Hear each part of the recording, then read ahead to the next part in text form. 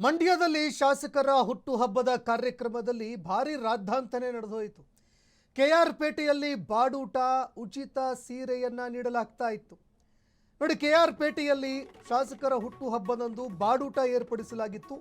ಉಚಿತ ಸೀರೆಗಳನ್ನು ಕೊಡೋದಕ್ಕೆ ಜೆಡಿಎಸ್ ಶಾಸಕರು ಮುಂದಾದರು. ಇದೇ ವೇಳೆ ಜನ ಏಕಾಏಕಿ ಮುಗಿಬಿದ್ರು.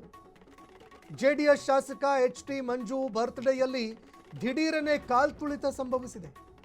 ಮಟನ್ ಊಟ ಮಾಡೋದಕ್ಕೆ ಬಂದು ಸಾವಿರಾರು ಜನ ಪರದಾಡಿದ್ದಾರೆ. ಉಚಿತ ಸೀರೆ ಪಡೆಯೋದಕ್ಕೆ ಹೋಗಿ ಉಸಿರುಗಟ್ಟಿ ಕಂಗಾಲಾಗಿದ್ದಾರೆ ಮಹಿಳೆಯರು. ಜನರನ್ನ ಕಂಟ್ರೋಲ್ ಮಾಡೋದಕ್ಕೆ ಸರಿಯಾದ ವ್ಯವಸ್ಥೆ ಇಲ್ಲದೆ ಭಾರಿ ಅವಾಂತರವೇ ಸೃಷ್ಟಿಯಾಯಿತು.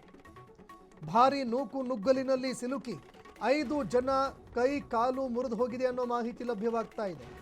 ಒಟ್ಟು 5 ಜನರ ಕೈ ಕಾಲುಗಳು ಮುರಿತವಾಗಿದ್ದಾವೆ.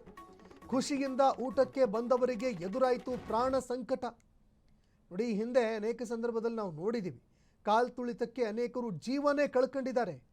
ಆದರೆ ಹುಟ್ಟುಹಬ್ಬದ ಸಂಭ್ರಮಕ್ಕೆ ಏನೇ ವ್ಯವಸ್ಥೆಗಳು ಮಾಡಿದ್ರೂ ಕೂಡ, ಎಷ್ಟೇ ಭರ್ಜರಿಯಾಗಿ ಆಚರಣೆ ಮಾಡಿಕೊಂಡ್ರೂ ಕೂಡ ವ್ಯವಸ್ಥೆಗಳನ್ನು ಸರಿಯಾಗಿ ಮಾಡಿಕೊಳ್ಳಬೇಕು.